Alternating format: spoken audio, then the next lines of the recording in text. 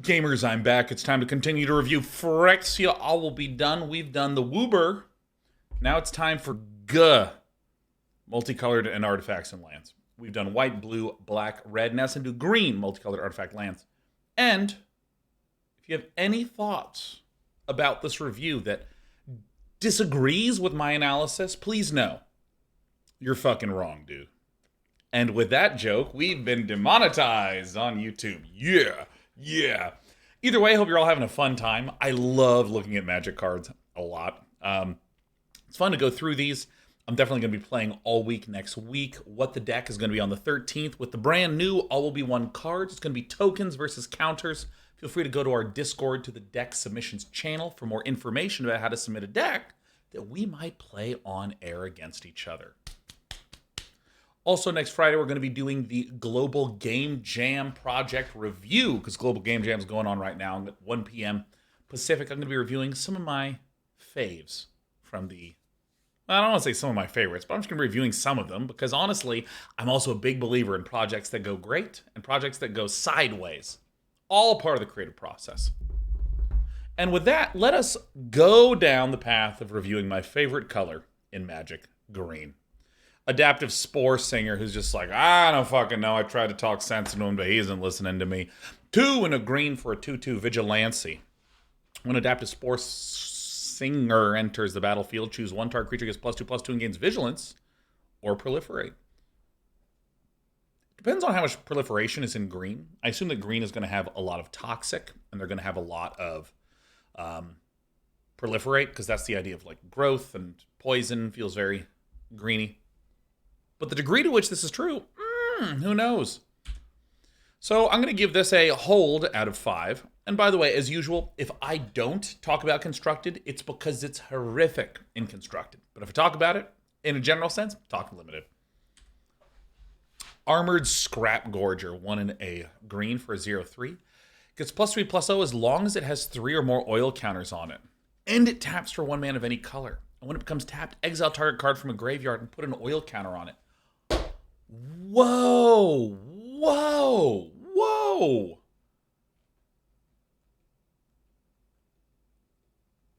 Oh my goodness. So this card is actually secretly pretty sick. The fact that I can just be holding it and hanging out and just emptying a graveyard, this is really flexible. In Constructed, you generally want something that's more targeted, where, like a Scavenging Ooze, where I just pay the mana, get the card, that's it. There's a weird tap timing where you tap when you attack, you tap when you add mana. Sometimes you want to wait and then tap in response, but it actually seems pretty good. It seems pretty solid. 3/3 for 3. 3/3 for 2 and mana generation and killing graveyards. This seems excellent. Bloated Contaminator. 2 and a green. Jomagi says, this doesn't have a colon on it. What if there are no cards in graveyards to exile? Sure, so this says add 1 mana of any color, so you can just do this. And then whenever Armored Scrap Gorger becomes tapped, exile target card from a graveyard and put an oil counter on it. This exile target card, there is no target. So that, let me think here. I think that makes this entire effect fizzle because of the word and. Exile target card from a graveyard and put an oil counter on. Well,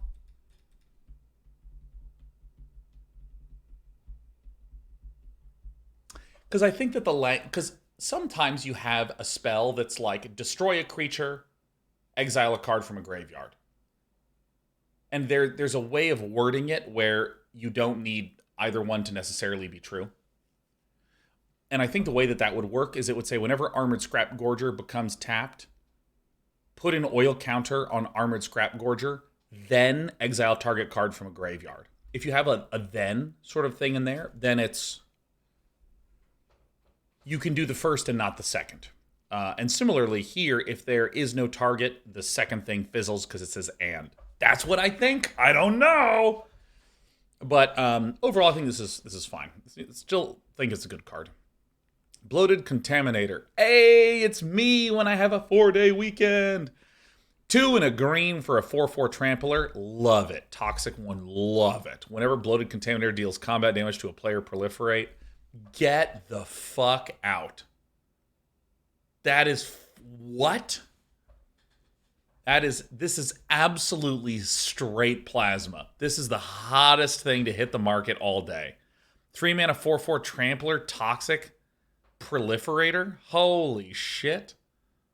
Mamma mia. 3/4. This might even see some constructed play. If you're playing limited, you know what? I hope you have a good time.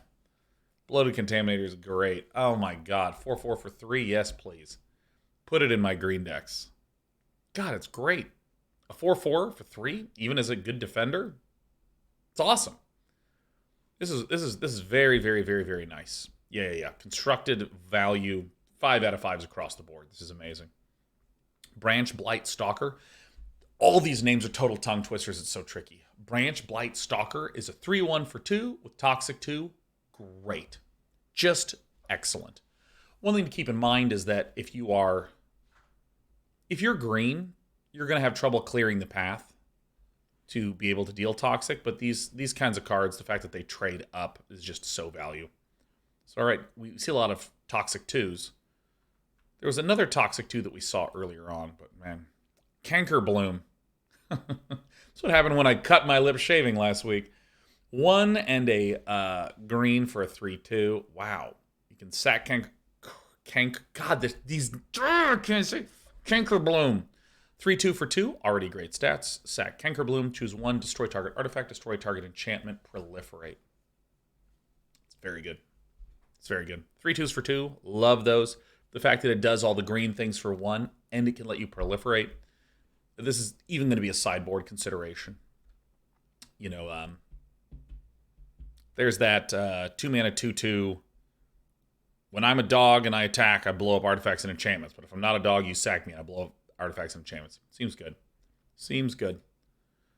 Carnivorous Canopy, 2 and a green, destroy target artifact, enchantment creature with flying, and if the value is tiny, proliferate. Classic 23rd card in draft. Classic 23rd card. Conduit of Worlds. Ooh, someone's been reading their Berserk and looking at the Spiral World Tree. All right, Conduit of Worlds, 2 and a pair of greens. You may play lands from your graveyard. Choose target non-land permanent card in your graveyard. If you haven't cast a spell this turn, you may cast that card. If you do, you can't cast additional spells this turn. Activate only as a sorcery.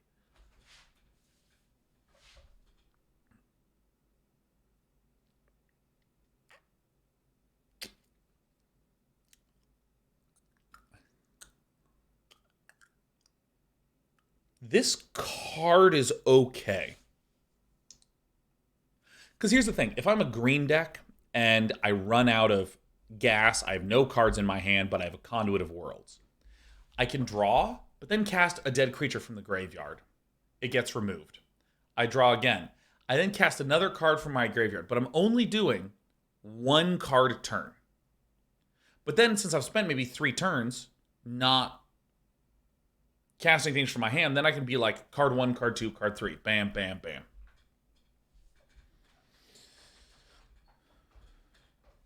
So,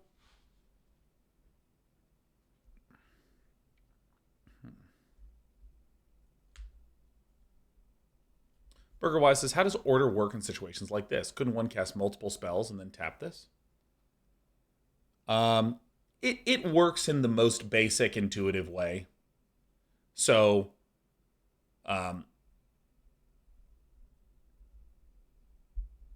yeah, it works. You can do things like cast this and then like in response to a bunch of stuff. Like, so if I cast a spell, and then tap this to target a thing and then cast the spell, the game would go, oh, you've already cast 2 spells. You know, that sort of thing. So, yep. So the fact that it's like you can only activate at sorcery speed and all this sort of stuff, like it, hi, okay. It winds up working the way that you expect it to work. You can cast 1 thing from your graveyard per turn, or you can play cards from your hand, but not both. This seems like it's interesting. This seems like it's pretty interesting. I might give it a 2 in constructed. In limited, I actually think that this is slow, but is incredibly effective. Because if you have 5 things in the graveyard, it's basically get 5 free cards every single turn that you don't have to draw, which is nice. Yeah, I think this is quite good in limited. Contagious Vorak. 2 and a green for a 3/3. When the Vorak enters the battlefield, look at the top 4. You may reveal a land and put it into your hand. Put the rest on the bottom of the library in a random order. If you didn't put a card into your hand this way, proliferate. Wow. That's a stunning common. That's a stunning common. It's a fat, big, bad boar that proliferates or helps you get your land. I love this. Because it's you may reveal a land. I could look at 4 lands, dunk them all, and proliferate. Seems great. This is great. Dark Shadow activate only as a sorcery, so you can't do the instant on their turn. Copper Longlegs, 1 and a green for a 1/3 with reach. Sack Copper Longlegs, proliferate. Whatever. Total drag stuff. There you go. Evolved Spinoderm. Oh yes, dude. Look at that looks so cool. 2 and 2 greens. For a 5/5, Evolved Spinoderm enters battlefield with 4 oil counters on it. Has trample as long as it has 2 or fewer oil counters, otherwise it has hexproof. What the fuck? Beginning of your upkeep, remove an oil counter from Evolved Spinoderm, then if it has no oil counters on it, sack it. I mean, it's great. Dude, a hexproof 5/5.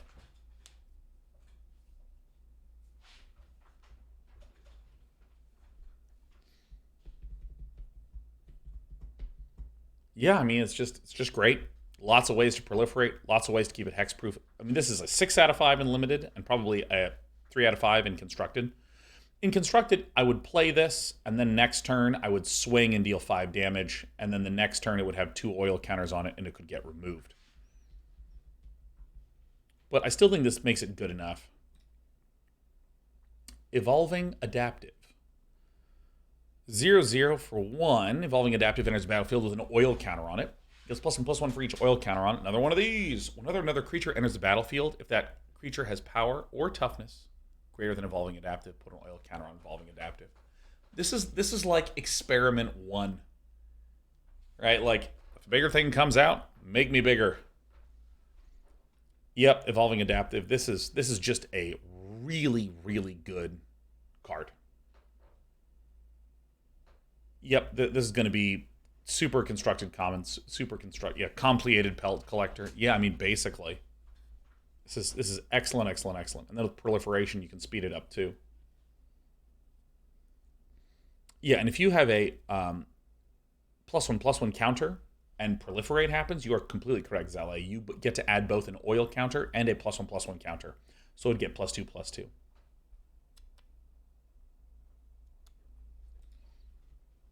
Expand the sphere. 3 and a green. Look at the top 6 cards of your library.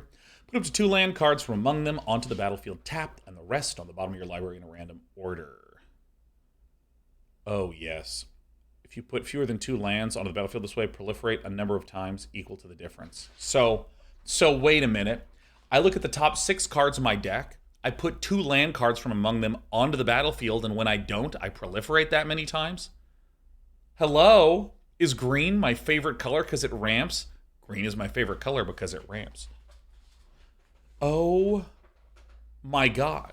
That is so good. I am always looking for a put 2 lands onto the battlefield card. I am always looking for that. Every single time. And the proliferation. I don't really know what I would do with that. I really just want that land. Like Circuitous Route is one of my favorite cards because you can just always find the 2 gates, you know. Yeah, now I'm going to figure out a way to put this into constructed. Like, I'm super going to find a way to do this. So, yeah. Now, how good is this in limited? I actually think that the proliferate is maybe the best because you could proliferate twice and just end the game.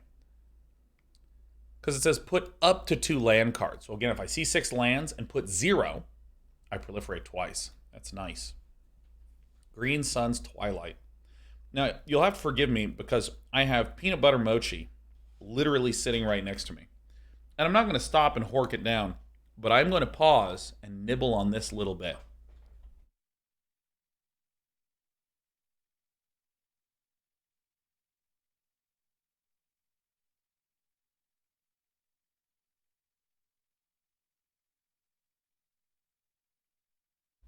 Damn, that is good shit.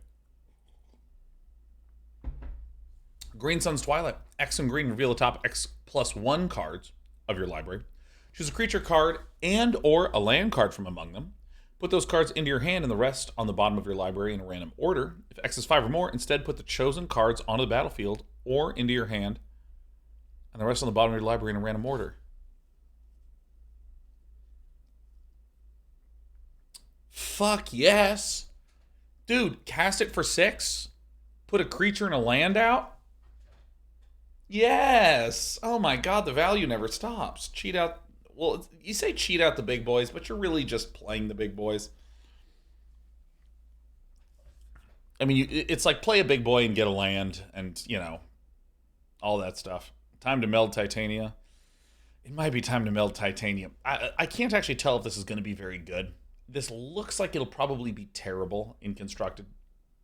But I really want this to be good. Limited, this is just a great, you know, play a land, play a creature right away.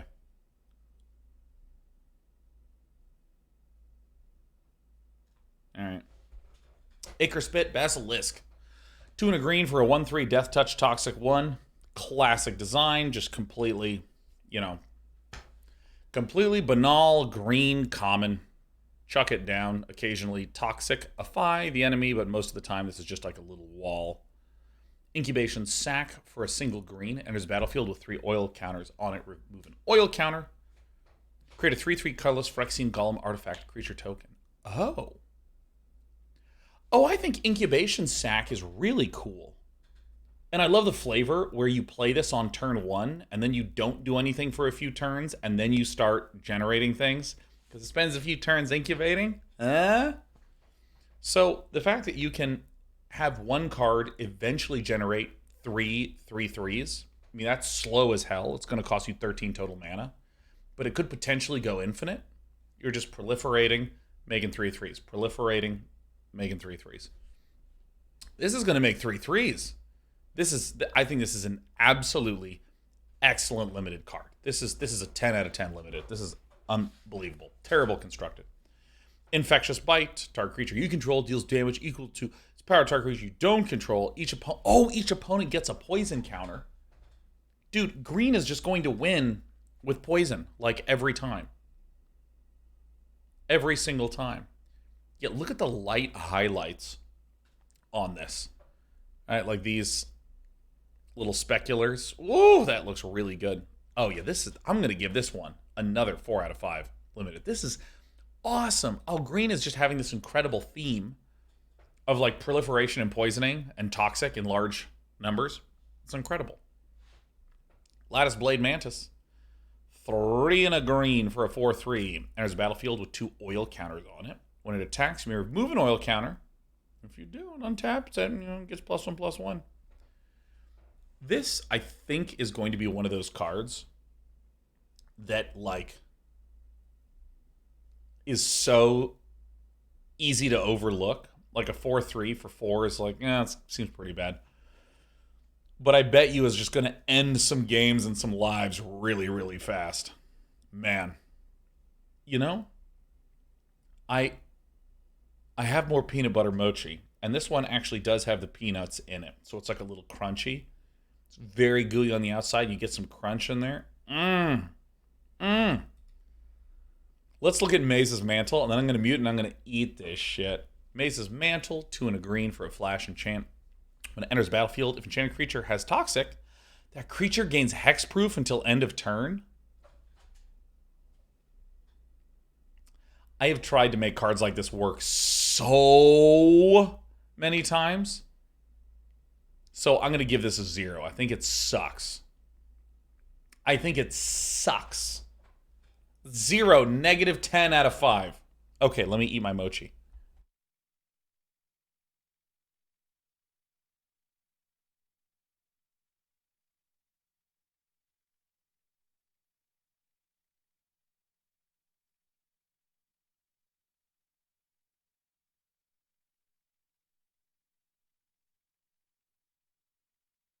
I didn't know peanut butter mochi was amazing, but it's amazing. I'm eating as much as I can tonight. Hell yeah. Nissa Ascended Animus. It's a 7-mana planeswalker. Oh my god. Already my favorite. Alright, Nissa. Alright, you're complicated, because fucking everyone's complicated now. Like, who cares? 3 green, Phyrexian green. For a 7-mana planeswalker. So it could come, or excuse me, 7 loyalty. It could come out with 3.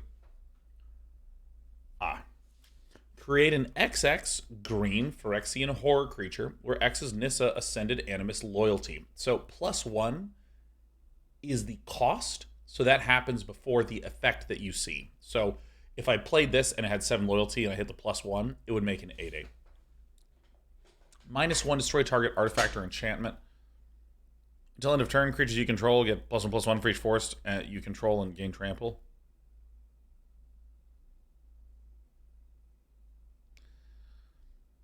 I mean, all right. So if we play this on turn 5, it would be 7 - 4, which is 3, so we'd have a 4/4. I mean, it seems... It seems... It's nice to be able to play on 7 and just -7 and just blow everything up. It's very bland. I give it... You know what? It disappointed me, so I'm going to give it a 1 in all formats. It's clearly very, very, very good in Limited, because you play this and then you're making a 4/4 and then a 5/5 and then a 6/6 and then a 7/7. Just big things. Just big things. So, let me give this a big things out of 5. Nothing that notable. Noxious Assault. That's what we'll be doing on February 13th in our next episode of What the Deck. Noxious Assault. 3 and a pair of greens. Creatures you control get ++2 until end of turn. Whenever a creature blocks this turn, its controller gets a poison counter. Oh my god, that's so fucking awesome. Can you imagine being white-green, Noxious Assaulting? Can you believe that shit? It doesn't matter how your opponent blocks, because all your little mites have Toxic. And if they block them, they get poison. Oh my god. Guess you'll die. Noxious Assault is a fun-ass card. This is nasty good. Ooh, yeah. Ooh, yeah. Only downside is that it's a sorcery. Yeah, but you'd often want to be in a situation where you're like, okay, you have 4 poison counters, I have 6 things, cast Noxious Assault, attack, know that you've won the game. I really like cards like this. Oil Gorger Troll. Oh, look at that. It's gobbling up some oil. 3 and a pair of greens for a 3/4. When Oil Gorger Troll enters the battlefield, you gain 3 life. Yes. Then if you control a permanent with an oil counter on it, draw a card. What? Oh, wait, it is 5. Well, okay, this thing seems okay. Gaining 3 life, drawing a card, and having a body seems okay. In Limited, and that's it. That is it.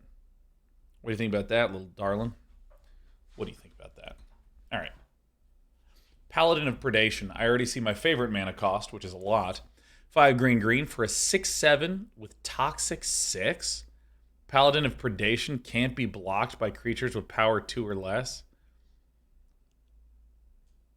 Oh, it's just so blunt. It's just Toxic Sick. Toxic 6, right? It's just like, what's a huge number? 6? Good. It just has that by default. It's just so big. It's so big. What is it? What do you see? Is there a bug? I don't see anything. All right. Yeah, this is one of the largest creatures we have seen, period. So this is going to be an absolute pain in the ass to deal with. If you can find a way to give this thing trample, it can just like end the game. Wow. Yeah, I mean this is just a beast in Limited. But dies to Doomblade, so I'd give it a 2 out of 5. Plague Nurse. 3 and a green for a 3/4 Toxic 2. Each other creature you control with Toxic gains Toxic 1 until end of turn. Activate only once each turn. Okay. So this just increases the overall toxicity of the board state. Yeah, you know, I'm kind of at a point where I'm like, I think I get it. I think I get it. He gets a Toxic Lord. I like that, Zale. Or Zealot. I realize I've been saying Zale, like a French pronunciation on your name. Oh, salut, Zale. Please correct me if I'm wrong. So, I mean, yeah, Predation Steward. 1 and a green for a 2/2. Enters battlefield with 2 oil counters on it. Remove an oil counter from Predation Steward. Gets +2/+2 until end of turn. Activated sorcery. Yeah, I mean, oil seems like it's code for do mechanics in this color. In the most linear, vanilla way. I mean, I gotta be honest, I'm having a reaction for just the last few cards where I'm like, all right, Toxic and Oil. I got it. I want to see some nuts cards, man. Rust Vine Cultivator. All right, put oil on it. You can remove it and you can untap. All right. Ruthless Predation. 1 and a green. Target creature control gets +1/+2 until end of turn. It fights target creature you don't control with oil. All right, so it's a fight effect. This is fine. Sky Scythe and Gulfer. 5 and a green. Reach Trample. Sky Scythe and Gulfer can't be blocked by creatures with flying. Oh. This is actually one of the first really huge dudes. Yeah, I mean, there's not, like, Reach, good for defense. Trample, good for closing the game out. Can't be blocked by creatures with flying. Another good threat to close the game out. I actually quite like this. I'm always a big fan of a couple large things, no matter what color I'm playing. Sovok Battle Chair by Herman Miller. 4 and 2 greens for Mirrodin.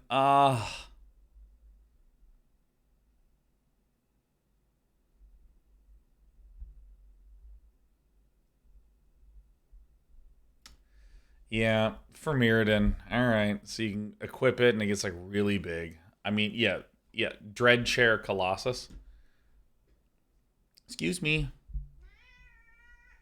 I know. This is actually pretty good. A 6/6 with Trample for 6, right? Very Colossal Dread Maw-y, and then you can keep most of the Mawing and pass the remainder. Yeah, seems fine. Limited. Thirsting Roots. Choose one. Look for a land or proliferate. Ooh, this is the kind of thing that you wouldn't think it, but this is a win condition right here. You can just, like, proliferate for 1 and just kill someone with poison counters. Yeah, I would not be surprised to see a good number of copies of these be effective. Thrun, Breaker of Silence. 3, green. This spell can't be countered. Yes! Trample, yes! Thrun, Breaker of Silence can't be the target of non-green spells your opponents control or abilities from non-green sources your opponents control. It's like hexproof. As long as it's your turn, Thrun has indestructible. Go, ouch! Dude, this is an insane card, an uncounterable, untargetable creature. The only way to kill Thrun is basically sweepers. Wow. Yeah, doesn't die to Doomblade. Damn right.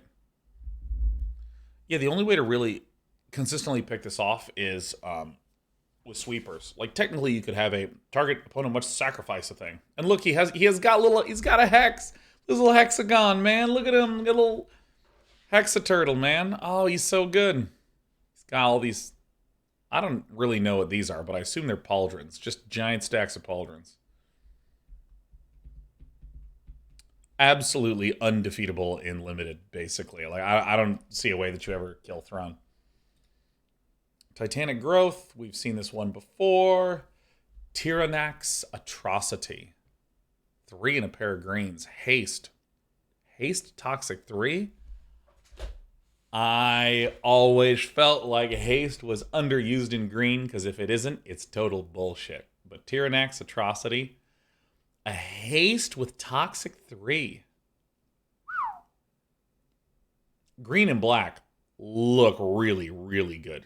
And a little bit of Izzet, and white is terrible. Tyranax Atrocity, wow, this is great. You just plop it down, swing in, bonk them, proliferate, win. Yeah. The amount of toxic in green is kind of insane. Tyrannax, or is it Tyrannax Rax? 4 and 3 green, spell can't be countered. Trample, ward 4, haste, toxic 4.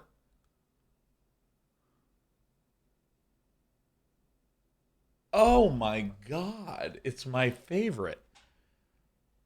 Oh my god, I love it. Wow. It's Jesus. Yeah, this is my favorite card in the set. Wow. Tyrannax Rex. It's my favorite card. My god. Whoever the heck that was just gifted 5, and Phantom of Ares just gifted 5. All right. Uh, whoever the heck that was, is rate this card as a dinosaur out of 5. And Phantom of Ares, what do you want me to do? What do you want me to do, Phantom of Ares? All right, we're already rating the cord dinosaur out of 5. What in addition to that do you want me to do? Let's see here. Wait, salad one. What? Wait, you say Phantom, thou art kind. Wait. Salad one is you were gifting subs so that Salad one could ask me to re-rate this in some way. What do you want me to do, Salad one? We already have it being rated dinosaur out of 5. So what else? What else can I help you with here? What else can I help you with? I mean, look, I'm all for bribery, but more so than bribery, what I seek is clarity. What I seek is clarity.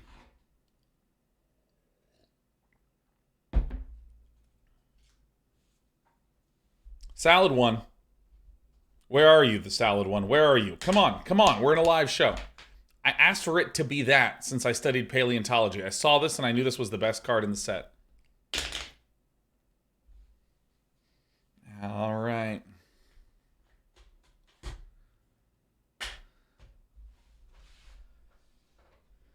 It is Tyrannax Rex. 4 green creature. Phyrexian dinosaur.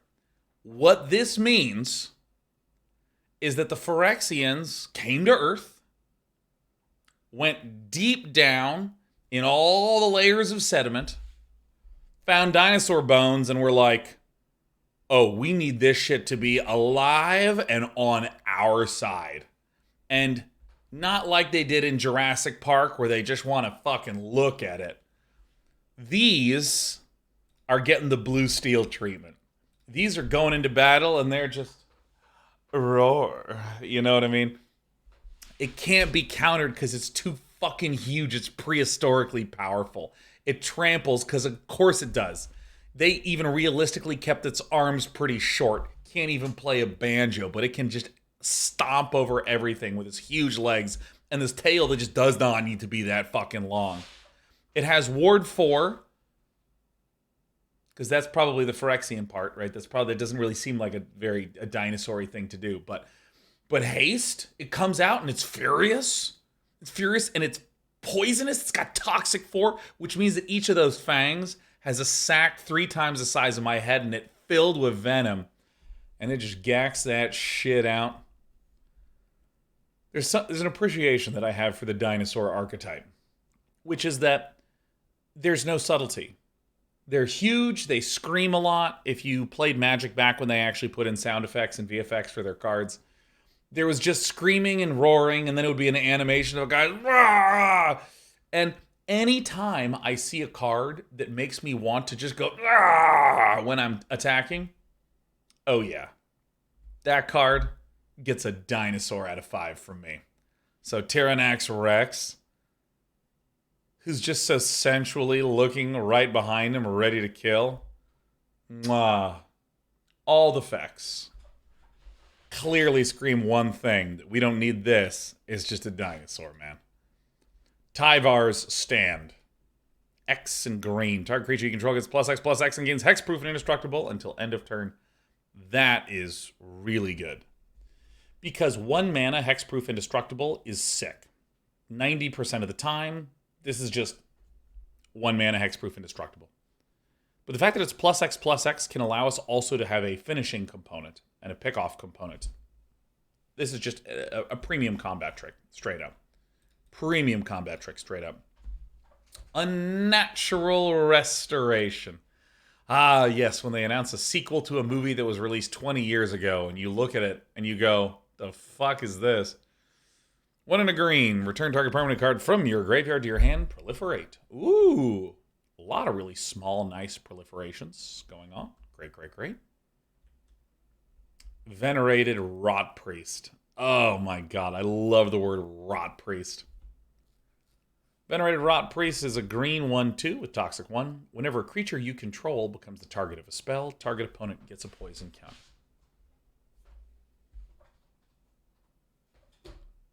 Excuse me, what? Oh my god. That is very powerful. Now, one of the things to note about the Venerated Rot Priest is that this needs to function in a limited deck that's stalling, that's building the board, because it's a 1/2. It's almost instantly blockable. There's 2/2s that will just shut down Venerated Rot Priest swinging, but the fact that, like, this automatically says, all right, your opponent's at least at 1 poison counter, you know what I mean? Yes, says whenever a creature you control becomes the target of a spell, target opponent gets poison counter. So you just target your own shit, poison them up. Oh my god, yeah, this is an absolute game ender. It super sucks. I mean, especially if your opponent has like Tyvar's Stand, and then they play a Venerated Rot Priest and just give it like hexproof indestructible whenever you target it. Ugh. Wow. Venomous Brutalizer. 2 and a pair of greenies for a Toxic 3. Man, we got huge toxic numbers over here. When Venomous Brutalizer enters the battlefield, you may pay that much if you do proliferate. Oh, nice. It's a 4/4 for 4. And occasionally, it has a kicker. Nice. All these are good. I mean, it's just like poison, proliferate. Poison, proliferate. I don't even really see +1/+1 counters showing up pretty much anywhere. Viral Spawning, 2 green. Create a 3/3 green Phyrexian Beast creature token with Toxic 1, as long as an opponent has 3 or more poison counters. And Viral Spawning is in your graveyard. It has flashback. Oh, awesome. Awesome. Unbelievably rad.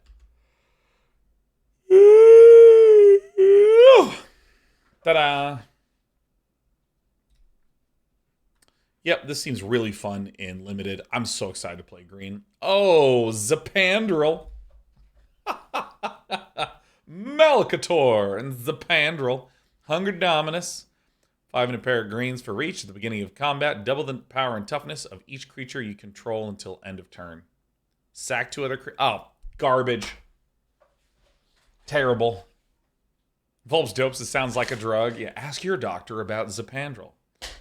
Side effects could include hair loss, eye loss, hearing loss, diarrhea, and achy tummy. Yeah, Zapandrel looks terrible. It's a 7 mana 4/6 with reach. Seems fucking awful. It's the worst thing I've ever seen. Now, it does double to be a 8/12, but like, whatever. For 7, get out of here. And then I have to sack 2 other creatures to make this mediocre guy indestructible. I mean, it's probably going to be utterly busted in Limited because it has reach. But, like, you know, I almost feel like it is a 10/10 reacher for 7. And it's like, eh. I mean, I liked that enchantment that was 5 that doubles up your creatures. That one seemed to hit right on the right time. By the way, are you guys talking to me? Or are you talking to each other? Because we've already referenced the fact that this is happening on each combat. I feel like what happens is that I read the card, I start explaining the card, and then someone who's watching notices something that they didn't realize, and then goes, oh my god, day 9, each combat phase. But yeah, this seems pretty meh. This seems... I think Zapandrel is... It's certainly the worst of these Dominuses, so we're going to give it a 0. We're really sad. I think the enchantment, because the enchantment was 5, it comes out way sooner.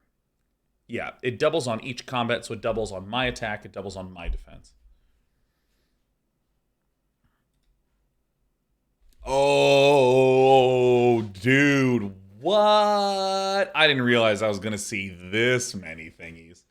All right, it's time for the multicolored. We are making great time. We got about 70 to go, babies. Atraxa Grand Unifier, 3 green, white, blue, black. Ali Eldrazi, very excited to play cards like this, just based on the mana cost, I assume. Turd of Prey, please be a little classier here. Or at the very least, funnier. Flying, Vigilance, Death Touch, Lifelink. Ooh, yeah. When Atraxa Grand Unifier enters the battlefield, reveal the top 10 cards of your library.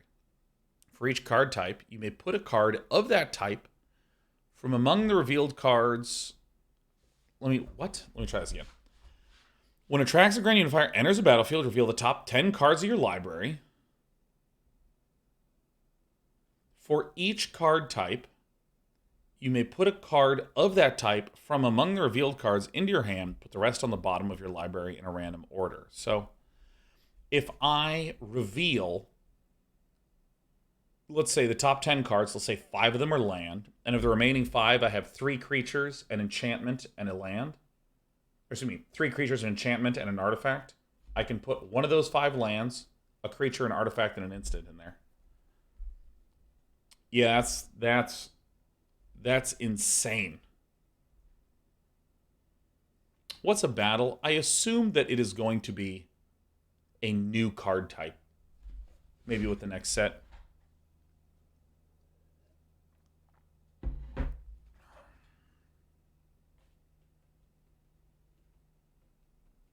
I mean, this card is so good because it enters and just can fill your hand with 4 or 5 more cards.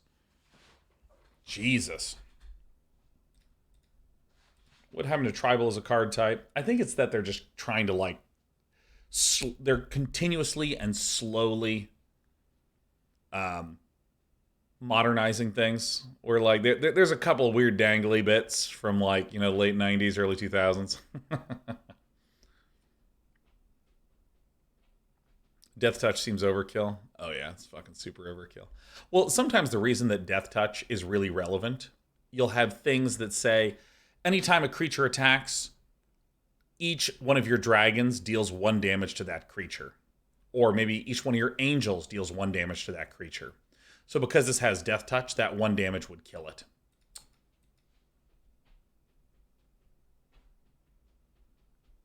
Yeah, so there's weird dangly bits that exist from the past, but like a lot of these cards just kind of like wink, wink, nudge, nudge, don't acknowledge it and try to like make it feel like if you just bought cards now, you can see what's going on. I mean, this is just an absolute ridiculous bomb. This is also an insane reanimation target. Blade Hold War Whip.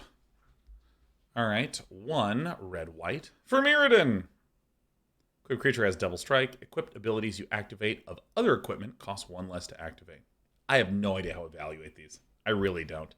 I need to start drafting and really see where this shit is going, but like being able to endlessly re-equip and double strike seems great. Cephalopod Sentry, 2 white, blue, flying for star 5. Its power is equal to the number of artifacts you control. Okay, well, a lot of those Phyrexian Mites, the white mites, those are artifacts, so this could easily get really huge. At the very least, it's a super solid wall and is an artifact, so it's a 1/5 flyer. I think this one is extremely good. I think it is extremely, extremely good. I'd probably give it a 5. This is both a strong build around, and even if you have just a middling number of artifacts, it's a fine flyer that can eventually win. Charforger. 1 black red for a 2/3. When it enters the battlefield, create a 1/1 red Phyrexian Goblin creature token. Whenever another creature or artifact you control is put into the graveyard, put an oil counter on Charforger. Remove 3 oil counters. Exile the top card of your library. You may play that card this turn. This is a fucking total bomb and limited. Super duper ultra bomb. Maybe not quite a super duper ultra bomb. Maybe just like literally a bomb. But like a 2/3 that also makes a 1/1 for 3 that builds up oil and lets me exile things. Like, Literally, if this were ever able to happen once, I would be thrilled. This seems great. This is just a ton of value for 3. I really like this card. I mean, it's not going to win you the game, but oh yeah, look at it. Oh, look at little babies coming out. Hey, mother of 2 cats, thanks for the 5 gifted subaronis. Happy Friday to you. And I don't know if you're looking for a re-rating, mother of 2 cats, or whether you're just doing your usual pop in. Here's 5. How are you doing? But we are here at your service. Cinder Slash Ravager, 4 red blue. What? 4 red green. By the way, I have a really, really hard time looking at the colors and just reading them out loud. It's insane.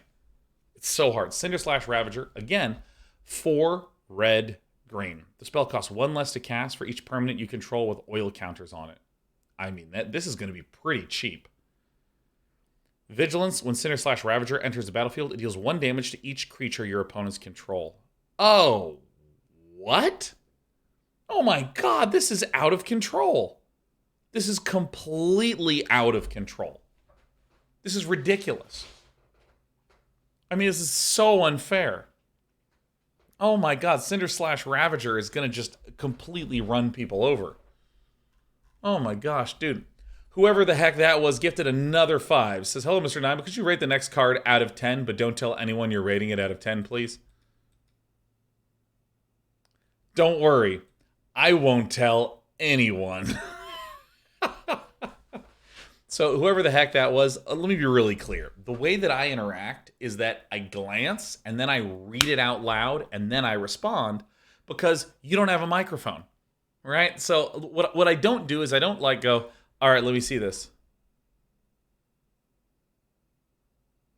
Jerry, no. You know, I want to just like make sure I keep the flow. Let's look at this. Okay, so so-and-so says, you know, so you know what? This guy is a 5 out of 5 in limited. Not that good in constructed, but Azuri, Stalker of Spheres.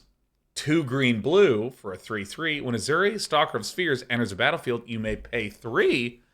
If you do, proliferate twice. Whenever you proliferate, draw a card. Wow. This might even be a 7. I didn't tell anyone at all. Wow. A 7. The reason why I would say that this is a 7, scale notwithstanding, is that this is a 7 mana, 3/3. Well, maybe it's an 8. Maybe it's an 8. Because if you pay for 4, it's a 3/3, and then you can proliferate later and start really stacking up. And I think that's going to be the 90% case. Yeah, maybe this is a 9. This is a day 9. Out of 10. Hey. Gotcha. It wasn't fucking out of 5, was it? I don't even know why I'm going to this screen. Look, I'm really not that much bigger. But dude, it was out of 10. You fucking thought it was out of 5, you fools! None of you pay attention. Why is no one listening to me when I go live? I don't understand it. You opt in to be here, and then you check out. What is with you guys? Shifty says, I feel like an idiot. Good. I'm fucking drooling everywhere. Good, Shifty. I'm glad. You've been gotten. I absolutely boomed all of you. Hey. Hey, whoever the heck that was, let me say, got you covered, baby. Yeah. This is fun. Yeah, I think this card's actually pretty good. I give it a 9 out of 10. Because in limited, you play it. It has an acceptable body. It's a little understated, but then very quickly you can start drawing. There's a good number of poisonous death touchers and things. Glissa Sunslayer. 1 black-green. First strike, death touch. Whenever Glissa Sunslayer deals combat damage to a player, you choose one. Draw a card and lose a life. Destroy an enchantment. Remove up to 3 counters from target permanent. Yo, dude, this Phyrexian zombie elf slaps. And smacks. And she rips. This first strike death touching 3/3. Drawing cards, blowing shit up. peeling counters off. Fuck. This might even be a constructed all-star. First strike, death touch. Jesus. Glissa is as good as slow bad is awful. First strike, death toucher. Wow.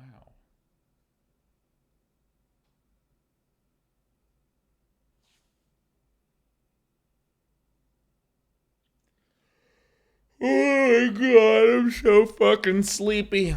For any of you that haven't heard me talk about this yet, I woke up so early and did yoga.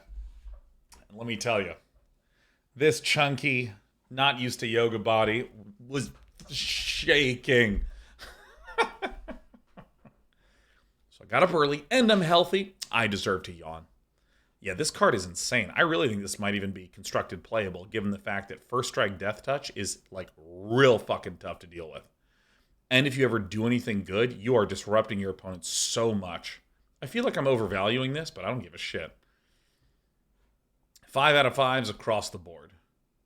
Jorkadeen, first Gold Warden. Look at this. Red-white for 2/2s. Trample. Whenever Jorkadeen, first Gold Warden attacks, it gets +X/+X until end of turn, where X is the number of equipped creatures you control.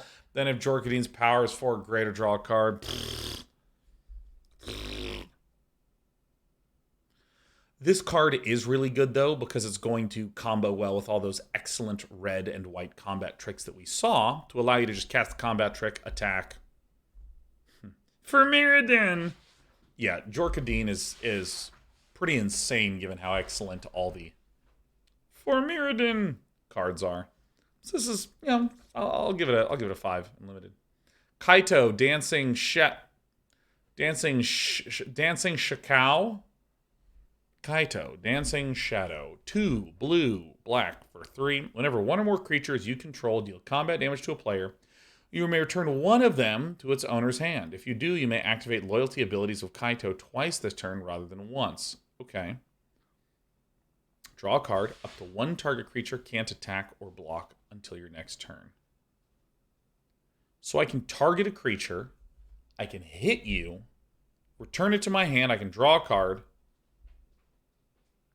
Create a 2/2 colorless drone artifact creature token with death touch. And when this creature leaves the battlefield, each opponent loses 2 life and you gain 2 life. I actually think that this card is insanely good in Dimir.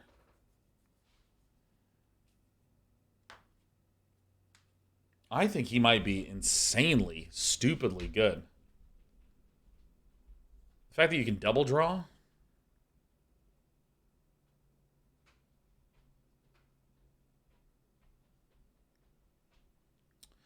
Akenfox says, does the line that says of Kaito twice this turn, does that apply to other Kaito planeswalkers?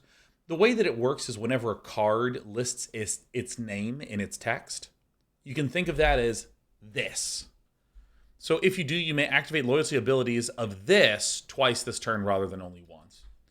There are times when it doesn't mean that, and it is really explicit. Like you may activate loyalty abilities of Teferi planeswalkers, plurally written, twice this turn.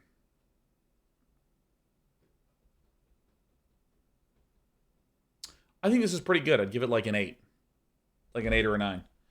Because getting some little guys down and then being able to like play Kaito, attack, draw 2 cards. I mean, this is just quite freaking good. And also just the sheer defense of this one.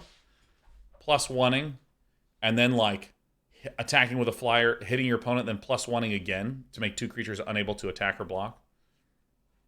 I think this is actually has so much utility. I'm feeling hot on it. Very good limited.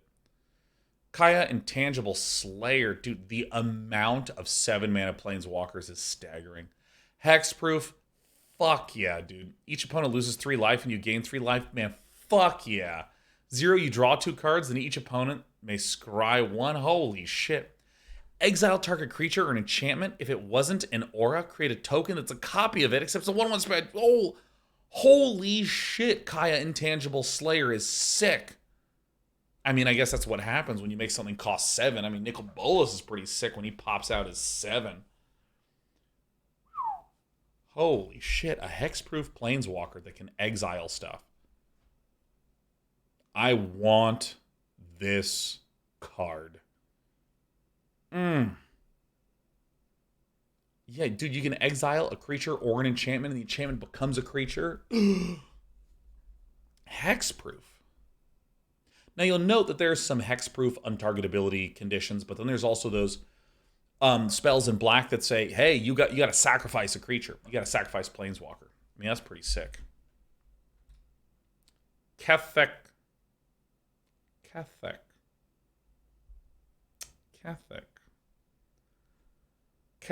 Crucible Goliath. 1 black, red for a 4/4. At the beginning of your end step, you may sacrifice another creature. If you do, reveal cards from the top of your library until you reveal a non-legendary creature card with lesser mana value. Put it onto the battlefield, then put the rest on the bottom of your library in any order. I mean, I want this to go the other direction, right? Don't I want it to always grow?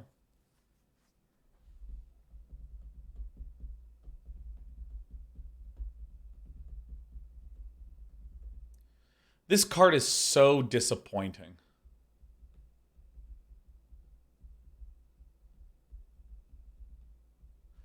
This is so bad. My friends, this is terrible. I feel bad for showing you this card. This says, if you want all the work you built on your board, you can fuck it up without your opponent having to do anything. Like, the only reason this would make sense is a creature that says, when I die, I do amazing things. Oh yeah, Cursing Pod. That's a great name for it. Heck, that was. Wow, this is... Yes, this card's so devastating to me that I think it's awful. So I'm going to go ahead and chuck that. Luca, Bound to Ruin. Luca, bound to have way too much texture on my frame. All right, 2 red-green and a Phyrexian hybrid red-green. Oh, look, dude, Luca's complicated too. That's so funny. All right, you can add some mana to cast creatures or activate abilities. All right. You can create a 3/3 green Phyrexian beast creature token with Toxic 1. Is everyone complicated? Luca deals X damage divided as you choose among any number of target creatures and or planeswalkers, where X is the greatest power among creatures you controlled as you activated this ability.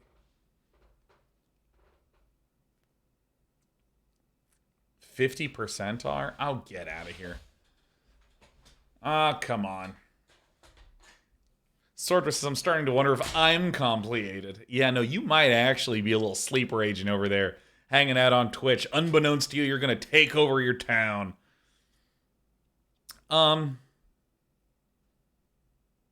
Everyone's complicated, man. So this reminds me a bit of, what was his name?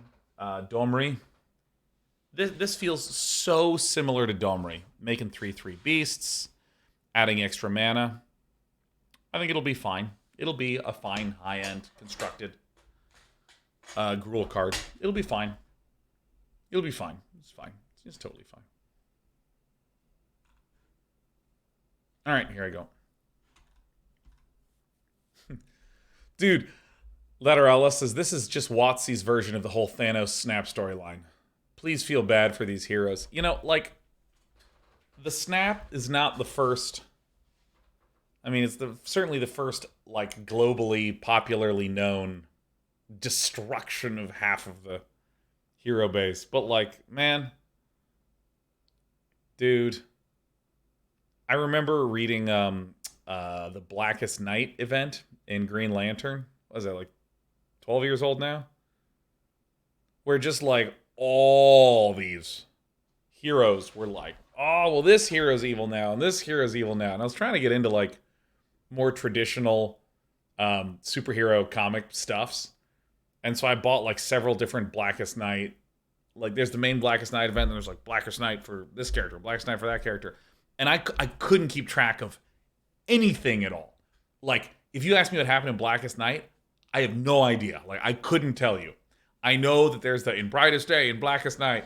Like, I know that shit. I don't know anything else, man, because like this person is evil and this person is devastated that that person's evil, and I'm like, who the fuck is this devastated person? Like, I don't know. So like, there's something that feels very similar to that for me when it's just, well, everyone's complicated now. Like, I don't know. I guess they are. All right. Oh my God! It's our guy. It is I, Malcator, Purity Overseer. Amazing. One white and blue for a 1/1. When Malcator, Purity Overseer, enters the battlefield, make a 3/3 colorless Phyrexian Golem artifact creature token. Beginning of that end step, if 3 or more artifacts enter the battlefield under your control this turn, create another 3/3 Phyrexian Golem artifact creature token.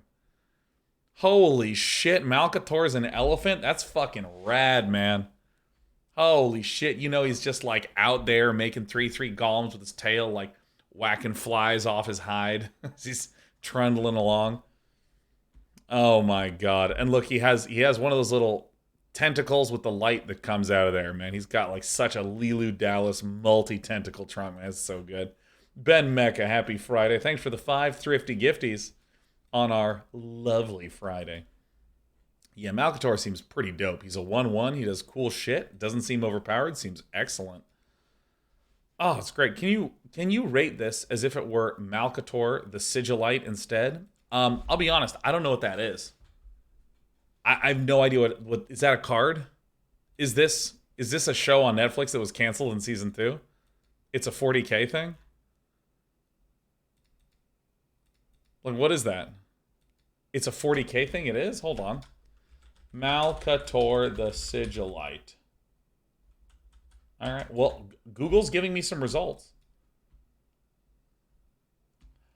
Oh. Look at this, Malcador the Sigilite. Look, I typed in Malcator and it's like, I'm just showing you what you need, man. Malcador the Sigilite, also known as Malcador, the hero by decree of the Emperor of Mankind, was the powerful psyker and scholar who served as the Imperial Regent when the Emperor was away from Terra or otherwise engaged, and also as the first Grand Master of Assassins during the Great Crusade and the Horus Heresy eras. The Horus Heresy. Dude. Malcator absolutely doesn't need no Astronomicon, you know what I mean? Malcator, he's guided to the beat of his own drum. He doesn't need no Geller Field, man. The Immaterium fears him. He is an elephant with not 1, but 3 trunks. Like, holy shit, you know Chaos can't handle that. So I think the multi-tentacle 3/3 golem-making elephant bad boy has to be the only true non-heretic in the entire Imperium. Like, get out of here. 4 trunks? Holy shit, you're right. There's another one. He just keeps getting better. He is exactly 33% more cool now than when I just started this rant. I don't even believe it, Malcator. Holy shit. Wow. You know what? Next planet you're on, it's yours. Have it. It's on me, man. Malcator, please enjoy the 5 out of 5. Malira, the Living Cure. Milady, the Living Cure. Green-white for 3/3. Wow. If you would get 1 or more poison counters, instead you get 1 poison counter, and you can't get additional poison counters this turn. Alright, it's capped at 1. Exile Malira, the Living Cure. Choose another target creature or artifact. When it's put into a graveyard this turn, return that card to the battlefield under its owner's control. So, Malira, the Living Cure is basically like a vaccine that you can have a conversation with. And if you say, I'm not interested, she will jump down your throat as you're exploding, and you'll reform again and go, oh, wow. Yeah, still not for me. All right. Malira the anti-poison. Love it. A 3/3 for 2 is really good. The shutting down of the poison counters is really good. And so, wow, yeah, that's great. Shifty says, I did my own research. I don't think I need Malira. Yeah, I know. Look at how long this chemical name is. That's in that. Yeah, too many letters for me. I'm out. Really, it's the number of letters. Like, once you get past, like, 6, 7 letters, I'm just like, I don't want that in my body. Now, give me some of that pepperoni pizza. All right. She seems great in Limited. Constructed, this is just interacting on this limited axis. Miglaw's Maze Crusher. 1 red green for a 4/4. Woo! And it enters with so much oil on it. Oh my god, this is absolute glyceride. Remove an oil counter from Miglaws. Gains vigilance and menace until end of turn. Jesus! 2. Remove 2 oil counters from Miglaws. It gets +2/+2 until end of turn. So? 3. Remove 3 oil counters from Miglaws. Destroy target artifact or enchantment. Damn, that's some good shit. Oh my god, look at the size of these knuckles. Can you imagine wandering around with those scraping around the forest floor? Whoever the heck that was, gifts another 10. Oh my god, whoever the heck that was. You are drunk with power. The bribes keep on flowing. But you know, there comes a point where I'm like, you've already lobbied me. Like, we have a good relationship. You're still giving me money. Like, I'm just, like, what are we doing? Thought it was me. Seems like we dropped some frames. We sure did, Fan of Aries. We sure did. If it's lagging for you, it's too tough. Miglaws is a fucking 7 out of 5.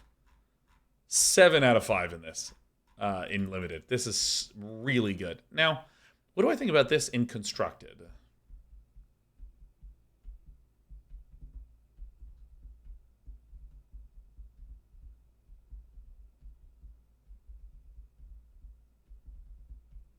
I mean, this is pretty good. You'd be swinging for 8/8 on turn 4.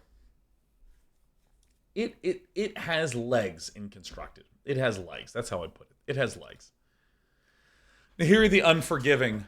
I am nothing but an equipment enabler. So much so that I made my arms equipment. All right, Nahiri the Unforgiving. I'm complicated, but I haven't forgotten a reason for you to use some more equipment. All right, 1 red, white, and some of that Phyrexian bullshit. +1 until your next turn. Up to 1 target creature attacks a player each combat if able. All right, so I can make you swing in. +1, discard a card, then draw a card. This is the worst Planeswalker so far. 0, exile target creature or equipment card with mana value less than Nahiri's loyalty from your graveyard. Create a token that's a copy of it. That token gains haste. Exile at the beginning of the next end step. Dude, this Planeswalker is so bad. Oh my god, Nahiri the Unforgiving. I don't need your forgiveness. Just, you know what?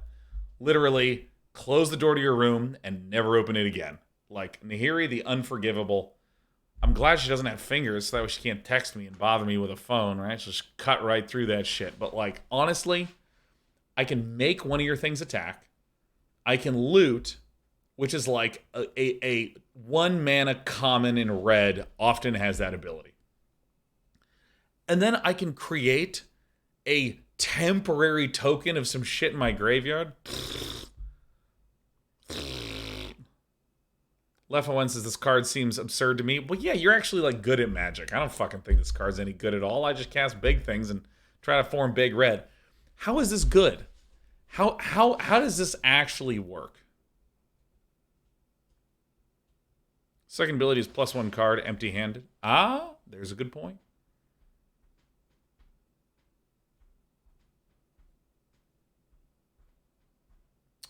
Oh, I didn't fucking read this card.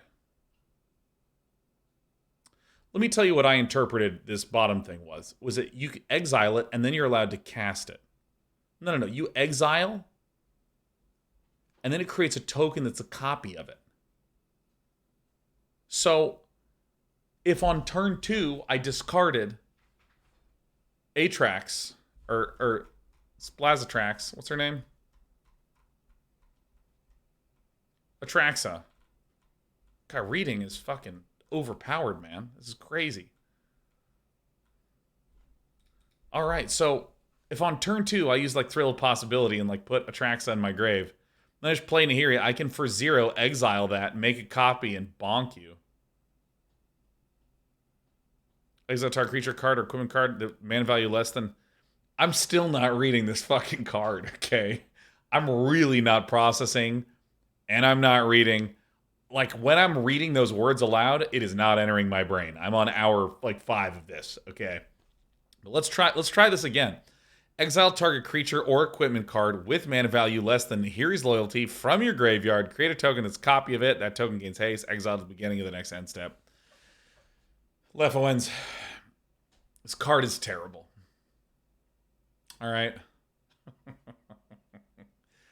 All that it will ever do is help give you a little extra reach to finish off someone if you're an aggro deck. And no one has ever needed that problem fixed when they're running an aggro deck. Do you hear me? I have conviction in this. She removed her arms. She put on glowing hot swords. And she is still less cool than the T-1000 in Terminator 2 going through the husband's head when he's drinking the milk, right? We all remember that when he got his head skewered, he was drinking the milk. And we're like, oh, shit. This dad drinks straight from the carton. He deserved to die. We all thought that. But yeah, she's got sword arms. She's pretty bad. Left one says, I hear you, ... You are definitely correct. You didn't need to use that many dots. You could have just said, thank you, Sean. Okay? You could have simply thanked me for saying what we're all thinking. Okay? All right. This card's bad. Necrogen Rot Priest. Oh my god, 2 Rot Priests in one set. 2 black, green, 1/5, Toxic 2.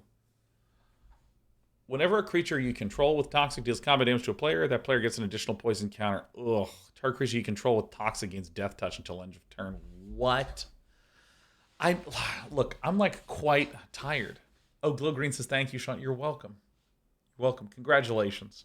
You attended the card review. This card it's getting to the point where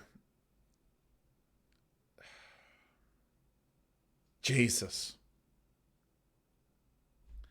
I want to tell you something. What I'm going to tell you involves answering the question, why did Artifact fail? Okay, the card game. Okay, so look. Something that I crave as a gamer is when the differences are clear. And so evaluating what is good or bad is then unclear.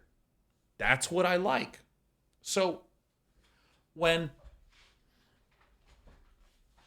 and I'm going to use Dota 2, there is an item called a Heart of Tarask that gives you a ton of health, and your health regenerates stupidly quickly. Like stupidly quickly. There is another item that, so that's a defensive item, but there's another defensive item that gives you more armor, a little bit of mana and health regen, and it lets you cast a ability that will remove negative buffs from you and put a reflective shield on you. So if an ability hits you, it gets reflected back to the other person. So like, this is a defensive item that's like big health, big regen. This is a defensive item that removes debuffs, reflects spells, and gives me a little armor. These are really different. Even though they're trying to do the same conceptual thing, which is help with defense, they're doing such different things.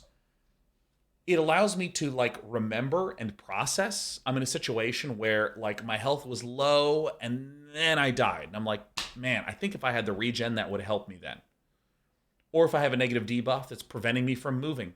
Man, I really wish I had that Lotus Orb so I could like purge the root effect. If you are showing me a bunch of things that are way too similar, my brain starts to shut down. If it's like, this is Toxic 2 and doubles Toxic counters, and this is Toxic 1, and whenever you attack, it gets Death Touch.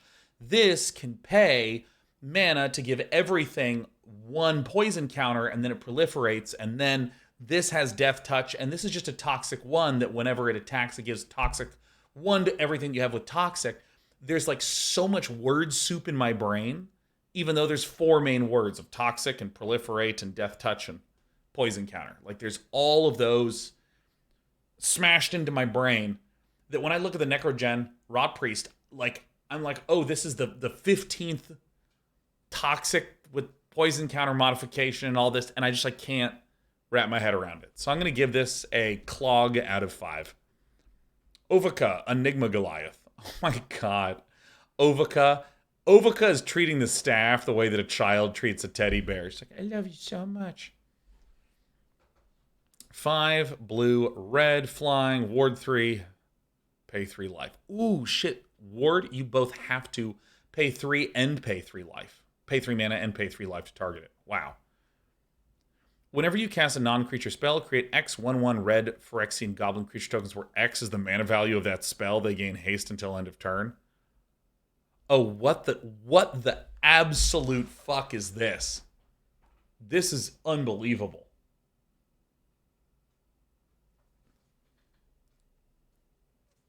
Wow. I mean, that's incredible. The fact, I mean, this is way crazy hard to have in Constructed. Maybe if it's reanimated, it'll do some stuff. But I mean, it's a bomb as fuck and limited straight up. Yeah, and the ward 3, pay 3 life means that your opponent has to spend 3 mana and 3 life just to be able to target this. Wow. Really good. Throw some burn, then you'll learn.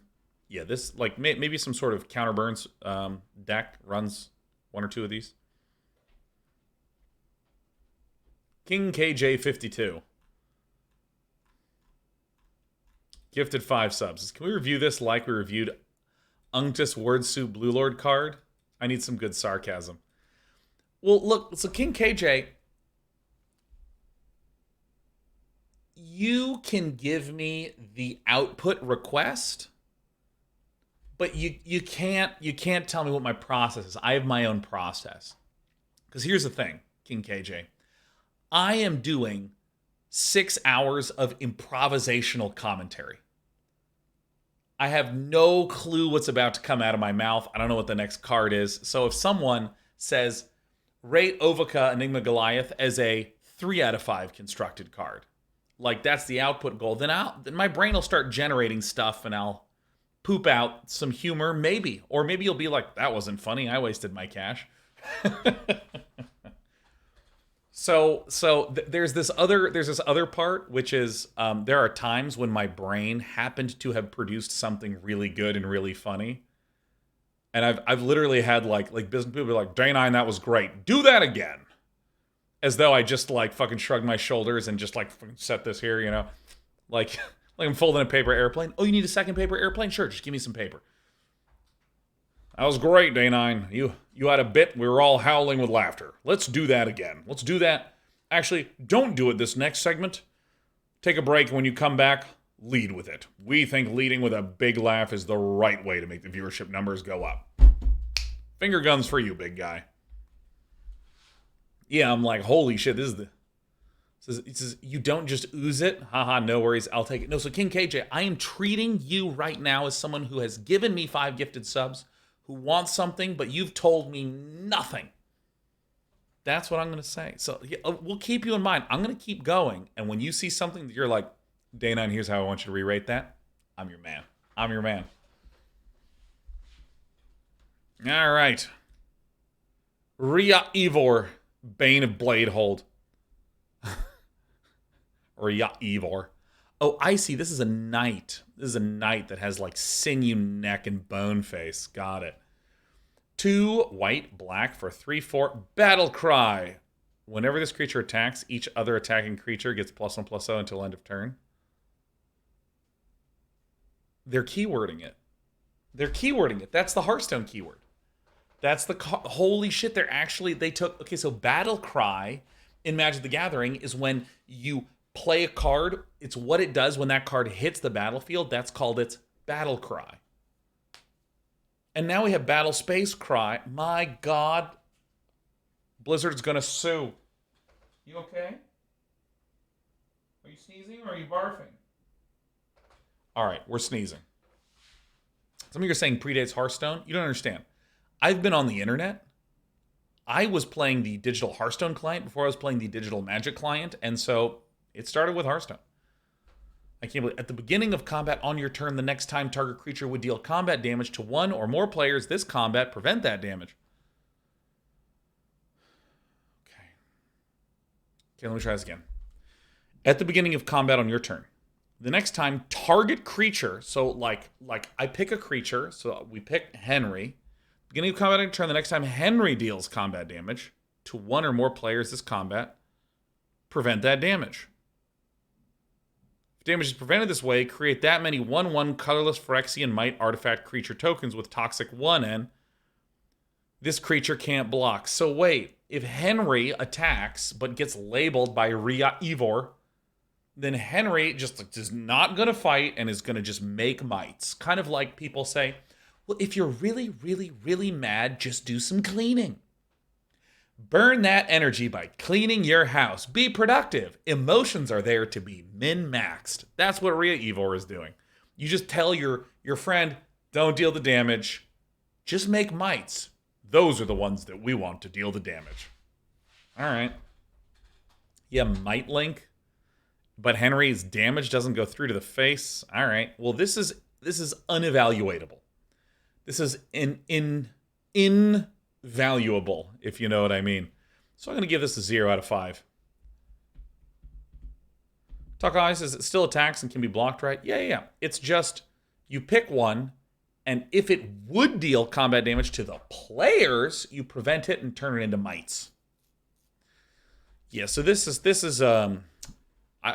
like really toxic. I don't mean like toxic in the keyword. I mean like it's kind of one of those. I really think that Rhea Ivor should go to therapy and not try to prevent people from expressing their combat in the way that they feel like suits them. Serum Core Chimera. Oh, isn't he fun? Don't you just want to take like a wooden spoon and just drag it down him and just go like... My God, look at the abs on Serum Core. He has like a 400 pack. 2 blue, red for a 2/4 flyer. Whenever you cast a non-creature spell, put baby oil on Serum Core Chimera. Remove 3 baby oil counters from Serum Core Chimera. Don't you start. Why are you meowing? Why are you meowing? Dad's almost done. Dad's not done with work yet, but do you need some attention? Okay. All right, Share Bear. All right, all right, hey, hold on. Okay, let's, here. Sheriff often likes to come up for the car wash, and it works. You don't want a car wash? You really don't want one? Okay. What do you think? What do you think? We're figuring it out. Hold on. This is important. All right, do you want to do this? There we go.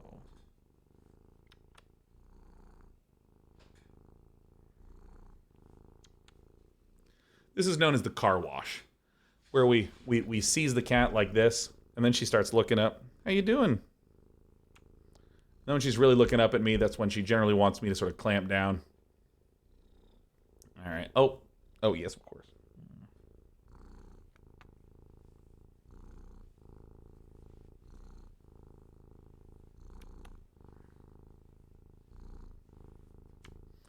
Yeah, it's really wonderful. It's just as wonderful as it looks like. Yeah, you can go. Yeah, no, please go ahead. All right. So she comes up a few times a day for a car wash. Yeah. This is Sheriff, by the way. I love this little baby girl. All right, remove 3 oil counters from Serum Core Chimera. Draw a card. Then you may discard a non-land card. When you discard a card this way, Serum Core deals 3 damage to target creature or planeswalker. Activate only as a sorcery.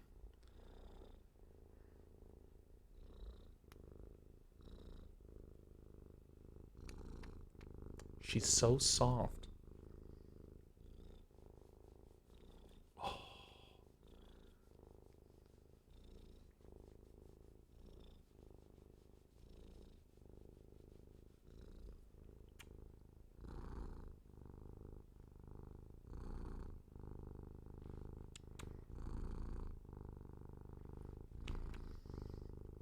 All right. This is the show. This is what we do. So this is a flyer that gets oily No, where's my lint roller? Oh my god. I don't have. Oh my god. This car is a. This is a cat hair out of 5, I guess. Yeah, I mean, so this is a flyer that's a little overcosted for these stats that allow you to draw, discard, and then bolt. This is insane. Being able to pay 3, draw, and then you discard a non-land and you just zap someone for 3. I mean, that's insane. God, it's all over my face. All right, Slaughter Singer. Or perhaps it's Slaughter Singer. Huh? Slaughter Singer. X-Hots.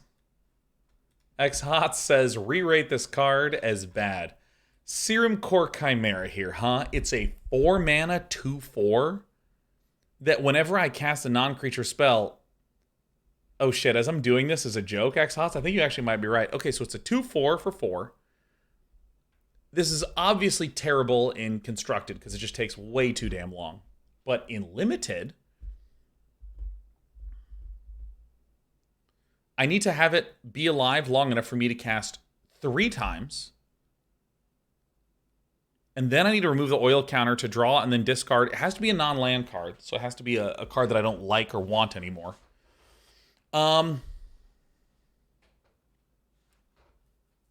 It deals 3 damage to a creature. So I could maybe turn like a bad creature into a removal spell?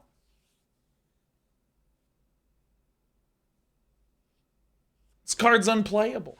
It's so bad. Why would I want to spend all these turns? We already looked at the Is It cards. They're fast. They're furious. They cause pain. They get in there. I'm not here to jump through hoops. If I wanted to jump through hoops, I'd fucking do my taxes myself, okay? There's your hair everywhere, Sheriff. Hey, look, that's my mouse. Serum Core Chimera is too many hoops for an Is It player that doesn't have enough time. X-Hot says, I completely agree. Trash of card.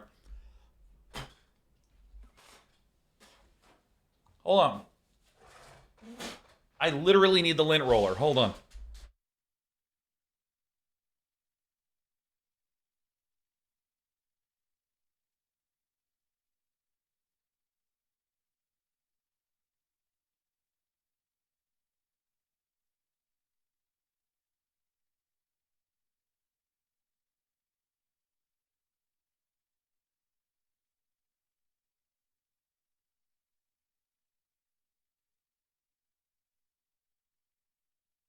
All right, story time. So my wife played softball, okay? And so she's a fan of softball and baseball. And I said, Britt, quickly, where's the lint roller? Where's the lint roller? And she comes around the corner and she has it. And I do this. And normally when I do this, I'm expecting the person to like lob it like this, you know, just like, there you go. Every time she throws it like that. And I'm always like, oh! Like, every time. I am telling you this story. And the very next time, in like 2 months, if I come around the corner and I'm like, hey, can you throw me that? And I'm just going to be surprised by this fucking 100-mile-an-hour soft object coming at me. All right. Hold on. Okay. That's very therapeutic. Very therapeutic. All right, I'm going to roll the face. Like, let me tell you something. When your cat rubs their face against your face as much as my cat rubs her face against my face, I don't even know if that sentence was grammatical. I forgot what I was saying really quickly. If you have a cat that rubs against your face the way Sheriff rubs against my face, you're going to want to lint roll your face. It's probably not good for my pores to, like, have adhesive on there, right? But, like, lets me do my job, you know? Now, for any of you ASMR enthusiasts, yeah, now you might be wondering, where's the handle? And the answer to that is, well, fucking, I don't know. Yeah, you love that, don't you? You love adhesive on the microphone in the same way that some of you clowns love Serum Core Chimera. What a clowny thing to do. All right. Slaughter Singer. Green, white, 2/2. Toxic 2, whenever another creature you control with toxic attacks gets plus... Dude, I'm not reviewing these cards anymore.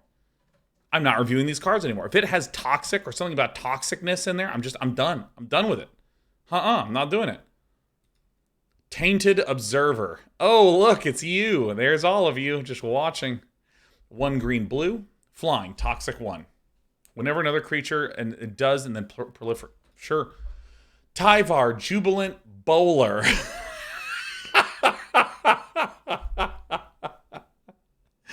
It's Tyvar, the Jubilant Bowler. Someone did not think through how my brain would parse this when the fist looks kind of like an O. Oh my God, the Jubilant Bowler. Like, you know that he just let a ball rip. You can see from his posture, he just threw it back like that. Oh my God. 1 black green for a 3. Oh my God, it's not complicated. All right, this is a 10 out of 10. You may activate abilities of creatures you control as though those creatures had haste. Okay, so like if a creature has a tap, I could do that. So I can untap up to 1 target creature. -2. Mill 3 cards. Then you may return a creature card of mana value 2 or less from your battlefield. But I'm trying to think how this connects back to the idea of bowling. So let's see if we can figure this out. Untap up to 1 target creature. Sure, in bowling, if you don't get a strike, you get to bowl again, right? Mill 3 cards, and you may return a creature card with mana value 2 or less. That's kind of like the ball coming back up the thing, right? Just getting rolled back up to me. Yeah, second half of the frame. Yeah. No, this is really good. I mean, I really think that they did a 10 out of 10 lore job with Tyvar, Jubilant Bowler. Do I think it has any gameplay merit? Probably, because this actually looks like Jubilant Ramper. And if you think about it, that's really thematic because you bowl on a ramp. You can play elves and tap them right when they come out, and then +1 to untap them and keep going. This is probably totally... Dragig says, are you proud of yourself? I'm very proud, actually. That's like a very funny joke. This is where I keep talking and you learn that I think that bowling is the same as skee ball. We're going 300? No, I struggle to even get it in the 50.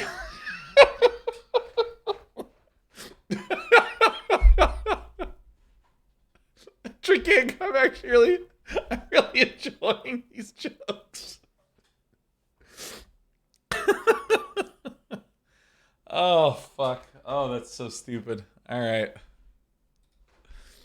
Venser, corpse puppet. Whoa, let me tell you. I bet Venser flences. Oh, shit, I got the giggles. Oh, man. Yeah, Shifty said I had a bad day bowling yesterday. I lost so many quarters. I know I didn't even get that many tickets for my full day of bowling. Oh, Venser the Flenser, the corpse puppet. All right, they really missed out on an opportunity. Okay, blue and black, a 1/3, lifelink, toxic 1. Whenever you proliferate, choose 1.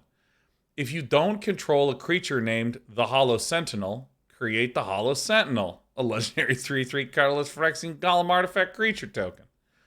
Target artifact creature you control gains flying and lifelink until the end of turn. Oh, that's pretty cool, man. That's pretty cool. So basically, as you're proliferating, you're just sending in some flying golems. UV Spire says, can you rate Venser as if he was a bowler? Oh, right. Venser Corpse Bowler. Let's see how the flavor team did on executing on this vision of a corpse bowler named Venser. All right, blue and black. It's a 1/3. Lifelink, toxic 1. Huh. How does that relate to bowling? Well, I mean, I guess if you're bowling with corpses, that's where the toxic comes from. There's probably a lot of diseases there. And the lifelink, it's a very fun social experience bowling. I'm not going to lie. Whenever you proliferate, that's probably to represent the re-racking of the pins. Choose 1. Okay, if you don't control a creature named the Hollow Sentinel, that would be like my teammate Gary, then we got to get Gary. Gary might be at the bar or in the bathroom because, you know, he has a small bladder. So you can make him, and then he can fly. Oh, that's because there's super glue in the holes of the balls. So when he, you know, he eats the ball, he goes with it. You know, it brings a lot of good time. And I think that if we're being accurate, if we took bowlers in real life and gave them a stat line, 1-3 is accurate. That is exactly the power and toughness I would expect from the physique of a bowler. So I think all in all, this is just a 10 out of 10 encapsulation of Venser Corpse Bowler. All right. All right, so let's do this. Vivisection Evangelist. Oh my god, look how tiny the head is in that. Oh my god, look at the shoulders on this. Oh my god, it looks like what are the name of the aliens that show up at the very start of the Fifth Element? The guys that like waddle like this and he stuck out his finger and a key came out of it. You know that guy, man. All right, 3 white, black, vigilance 4/4. When Vivisection Evangelist enters the battlefield, if an opponent has 3 more poison counters, destroy target creature or planeswalker an opponent controls. Fuck, that's so good. Oh my god. I mean, look, it's a 4/4 that blows up a creature. It's a 10 in limited. 10 out of 5. Voidwing Hybrid. Blue. Black. It's a 2/1 flyer with toxic 1, and when you proliferate, I don't give a shit. Okay, it's time for artifacts. I'm telling you, my brain is word soup. If you said, what are the cards in green, black, and blue that proliferate and give toxic and fly, and when they fly into a toxic proliferator, they gain proliferation until end of turn. Like, I just can't. They're all the same card to me. All right, okay, we're going to do the artifacts. We're going to do them quickly because I'll be honest with you, I'm really tired. I can do like a 6-hour broadcast, but I can't do yoga and do a 6-hour broadcast. That is shearing my body in half. Argenta Masticore. It is a 5 mana 5/5. What's going on in this art? He's like a double jaw. So there's like teeth and then teeth and then teeth and then teeth and then there's like teeth. First strike, protection from multicolored. At the beginning of your upkeep, sacrifice Argenta Masticore unless you discard a card. When you discard a card this way, destroy target non-land permanent an opponent controls with mana value less than or equal to the mana value of the discarded card. Holy shit. I want to go to a pre-release and get paired against a child with this in my deck. And my deck will consist of Argenta Masticore and 39 lands. I will mulligan until it's in my hand. I will play it. And then I'll just start, well, no, if I'm chucking land. This joke fucking sucks. Oh, shit. I got halfway through this joke and none of you stopped me. None of you were just like, the mana value of land is 0. You know what? That's what I'm going to do. I'm going to get paired against a child. I'm going to mulligan until I have Argenta Masticore. I'm going to start chucking land, destroying nothing. And then I'm going to fucking lose to the child. I'm going to go home. I'm going to go to my wife. I'm going to be like, I had a rough night. I didn't make any friends and I lost. And she's like, it's okay, baby. You'll make friends next pre-release. Fucking... And she's going to be like, what deck did you play? And I'll just look at my 39 land Argenta Masticore deck and be like, not a very good one. And then I'll cry and I'll go back to my room and I'll play Marvel Snap. And right when I'm getting ready to unlock some more content, it'll go, whoa, whoa, whoa. You unlocked 1 content today. You turn this fucking app off and log in tomorrow, young man. And I'll go, okay, thanks for being my friend, Marvel Snap. All right, this card's pretty great. Atraxas Skitterfang. Oh, this is really pretty. Looks like a kaleidoscope. Yeah, Chainsaw, you're correct. There was an I think you should leave reference in there. Did you make any friends? Not really. All right, Atraxas Skitterfang 3. It's a 2/2 Phyrexian Insect. Atraxas Skitterfang enters the battlefield with 3 oil counters on it. Baby oil counters. Beginning of combat on your turn, you may remove an oil counter. And when you do, target creature you control gains your choice of Flying, Vigilance, Death Touch, or Lifelink until end of turn. It's fine. It's a fine card. It's a fine card. It's totally fine. It's fine. It's completely okay. You can oil it up more. It can wrap around things and fly. This is a boring card. Basilica Skull Bomb. Oh my god. Oh, this. Oh my god. My brain is thinking of every time something has felt so good, I've made this mouth. Full clench, gums exposed. Ugh. Like, oh my god. I remember I was playing a game of Dota a while ago, like sometime within the last 2-3 weeks. And like 2 people on our team gave up and we're just sitting in the fountain.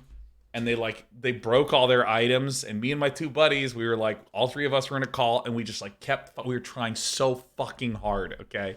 And then these 2 clowns that stayed in the fountain for 10 minutes started to realize we were starting to pull it together. So they started to like farm again and like rebuy their items. So like... They just had like really weird items. You know, there was this Shadow Fiend that's like, all right, cool, I'm going to support. I'm going to get Brown Boots and Vanguard and then a bunch of, like at 30 minutes. Oh, it was so dumb. And then we won the game, and this is what I looked like. Oh, it was so good. Basilica Skull Bomb, sack Basilica Skull Bomb, draw a card. Sack Basilica Skull Bomb, target creature gets some stuff and some flying, draw a card. The most boring card that has ever been created. This is the largest ratio of awesomeness of art to banalness of card. Or banalness, if any of you don't know how to pronounce cool words like banal. All right. Bob Ross's Skull Bomb. Oh, you can sack it. Oh, I see. There's an orgasm skull for each of the colors. And then right, so the black one is return target creature card from your graveyard to your hand, draw a card. All right, that's great. Dune Mover. Toxic 1.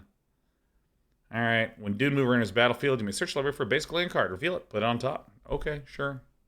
This is good for fixing, I guess. Oh my, another Silex. I love Silexes, which is probably the plural. It's probably the pearl. Legendary artifact. Put an oil counter on the filigree Silex. That's so cool. It just fills up with oil. Sacrifice filigree Silex. Destroy each non-land permanent with mana value equal to the number of oil counters on the filigree Silex. Oh my god. Remove 10 oil counters from among permanents you control and sacrifice the filigree Silex. It deals 10 damage to any target. So we can fill this shit up with oil and then blast someone for 10? Yeah, fuck yeah. Alright, well, this thing is really stupid. This is going to be in a limited game where someone's going to stall the board, tap the filigree Silex 10 times, and blast you in the face, man. Alright, filigree Silex. There we go. Furnace Skull Bomb. Alright. Put 2 oil counters on target artifact creature. Alright. Pretty cool. Graz. Unstoppable Juggernaut. Oh, cool. An 8-mana 7/5. It attacks each turn if able. Juggernauts you control can't be blocked by walls. Other creatures you control have base power and toughness 5/3 and are juggernauts in addition to their other creature types. Oh, this is so stupid and fucking sweet, man. Imagine I have like a army of 1/1 Phyrexian Mites and they all become juggernauts. Oh man, this card's cool, but terrible. Ichor Plate Golem. That's pretty creepy. 3 for a 2/3. Whenever a creature enters battlefield under your control, if it has 1 or more oil counters on it, put an oil counter on it. Creatures you control with oil counters on them get +1/+1. Oh my god, it's an oil lord. You know, an oil lord? An oil ord? It's an oil ord. And it's very oily. Very glyceride. The problem is that I've mentally associated the oil counters in this set with Junji Ito's Glyceride. So, / Greased. Same story. Very gross. And I've said it so many times, I bet there's going to be a bunch of you that go out and read it, and you'll be really mad at me. And I want you to know, it's okay to be mad. It's okay to be mad. It's a horrifying story. Maze Skull Bomb. Sack it. Target creature gets +3/+3 and gains trample till end of turn. Draw a card. Alright. Skull Bombs. More like bland bombs. Mirren Safe House. For 3, as long as Mirren's Safe House is on the battlefield, it has all activated abilities of all land cards in all graveyards. What? What? What? Oh my god, what? Huh.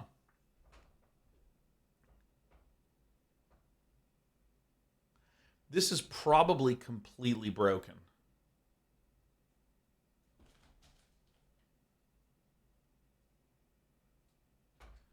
This looks and seems like the most broken thing of all time. Yeah, what lands are in standard? Huh.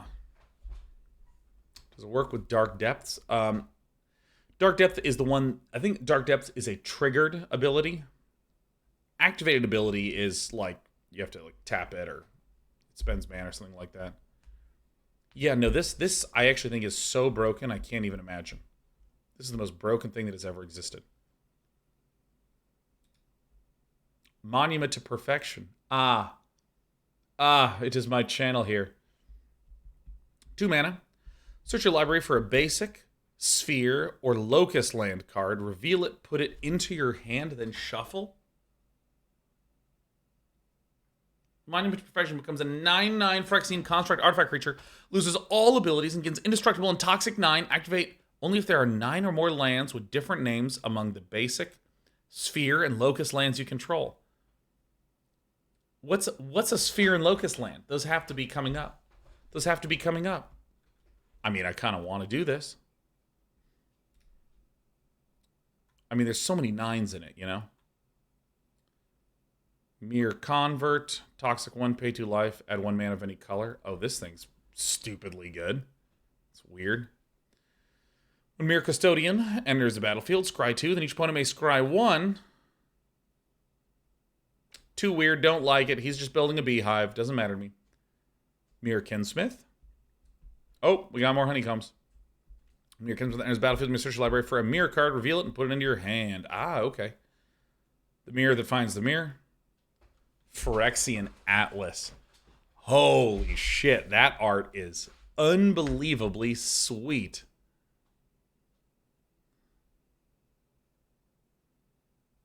Ooh, that's good shit. Add 1 mana of any color. When Phyrexian Atlas becomes tapped, each opponent who has 3 or more poison counters loses 1 life. Oh, damn. This card is terrible, but like is so cool. I mean, this is super sweet. This art is unbelievably dope. Oh god, yeah, this is the coolest art. Oh, Prophetic Prism. It enters the battlefield. Draw a card. Add a mana. Get out of here. Prosthetic Injector. Oh yeah. Imagine if we went to the dentist and that was looming over you. Oh, equipped creature. Oh, thank God it's not for Mirrodin. This is the best. This is the best equipment in the set. This is so good. Oh, that's so great. I mean, this is terrible, but you know, like whatever. Ribskiff. When Ribskiff enters the battlefield, draw a card. Crew 3, Toxic 2. Not bad. Toxic 2, I think, is going to be a huge keyword.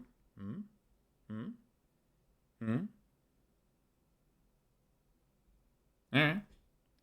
Soulless Jailer. Permanent cards in graveyards can't enter the battlefield. Players can't cast non-creature spells from graveyards or exile. Oh, thank God. Oh my God. Oh my God. This is it. I'm gonna go to bed when I'm done with this stream. Dude, this locks out graveyards entirely. This is so good. This is one of the best. God, this card is insane, actually. There's a lot of cards that are various forms of graveyard hate, but what's especially nice about Soulless Jailer is that it's just like you cast it once and you don't need to think and it just does it. Bounty Girl says, funny this doesn't stop Escape, which is thematic. Why would it not stop Escape? Because Escape is a casting cost on a card from the graveyard to the battlefield. I'm pretty sure it stops Escape. Because like even if you're casting it, Escape doesn't...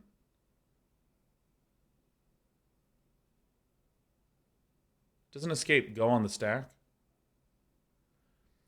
Well, wait, let me make sure I understand. Escape goes on the stack, but yeah, it's going from the graveyard to the battlefield. Is it the fact that it's the creature that goes to the stack and then from the stack to the battlefield you're talking about?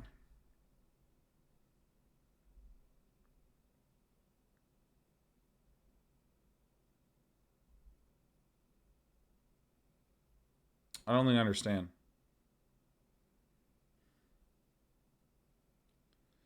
So, if I'm understanding correctly, something that goes from the graveyard to the battlefield, like put target creature from a graveyard onto the battlefield, this would obviously stop that. But if I had something that says everything, all creatures in your graveyard have flashback equal to their current mana cost, I could cast that creature, and because I cast it, it goes on the stack and from the stack to the battlefield. Is that right?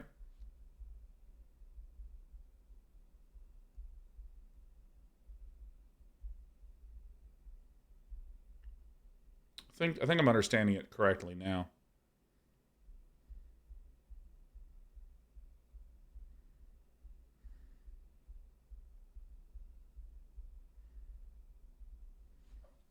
I see. Yeah, no, that makes sense. Okay. Yeah. All right. For any of you who are curious what the hell is happening here, so let's draw ourselves a Magic the Gathering battlefield. All right, here's the enemy's land. Land. And you know what? Look at this efficiency. There we go. So then, here's my opponent's deck. Here's my deck. And then there's creatures, and there's creatures. So let's say we have a creature here in the graveyard. There are abilities that say, hey, raise something from the dead. Take this creature here and put it over there. And so this says permanent cards in graveyards can't enter the battlefield. So this is blocked. Whether it's raise from the dead or just some sort of like put 3 cards from your graveyard onto the battlefield, anything like this. This is stopped. Big bad. But if you have a card and you cast it, it goes from the graveyard onto the stack. So if you actually look mechanically in the interface, let's say that there's 1 card in the graveyard and I cast it and it goes on the stack.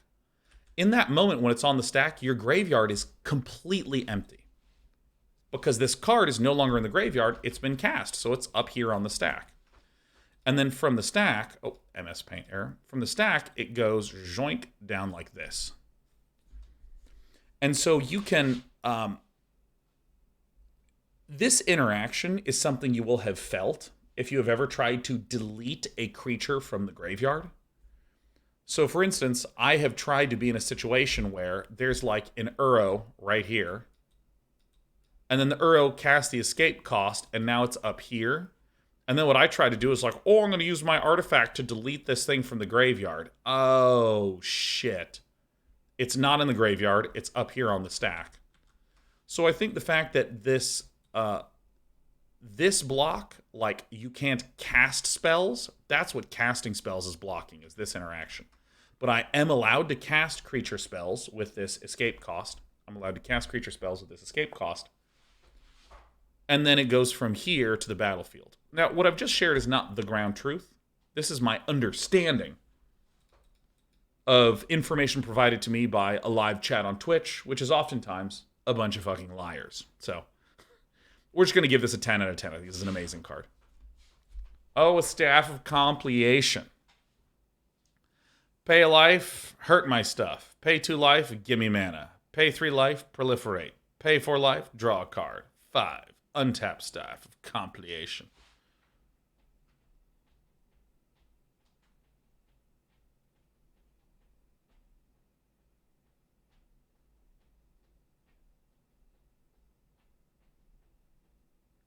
I have no idea how to evaluate this card.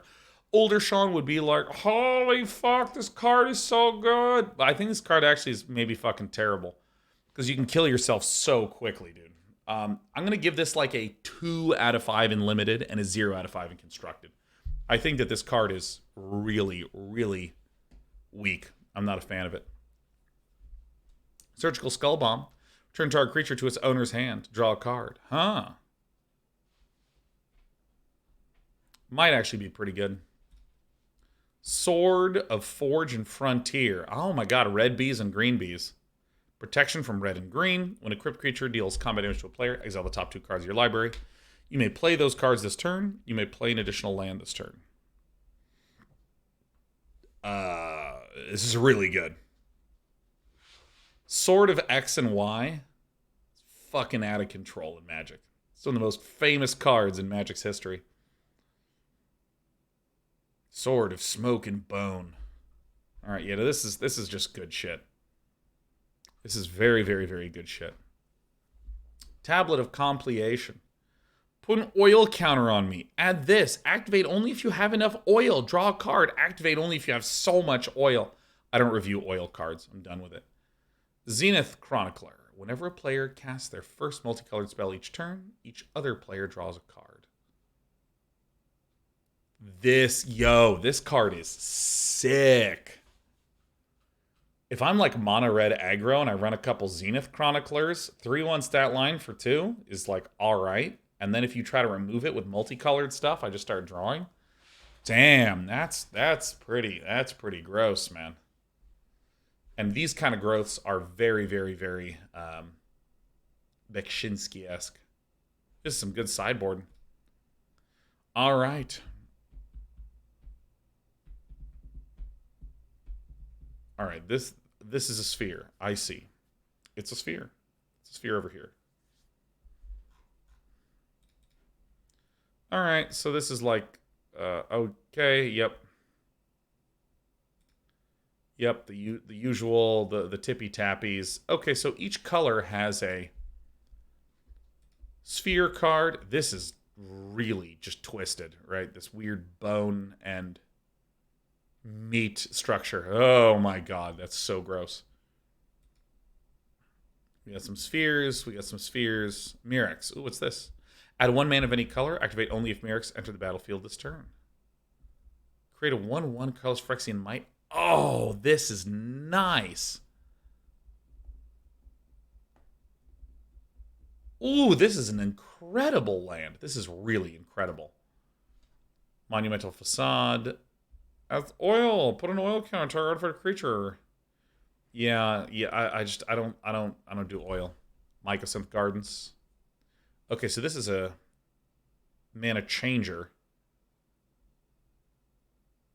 Become the copy of an artifact? Huh. That's weird.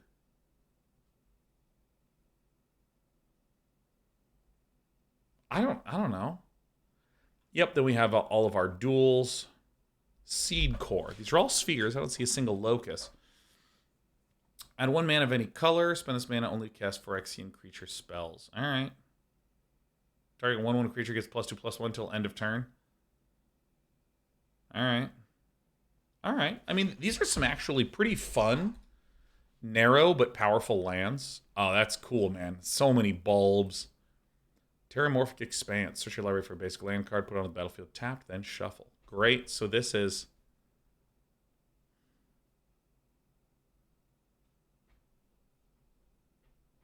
This is like a different Evolving Wilds. Ooh. Oh. Eh.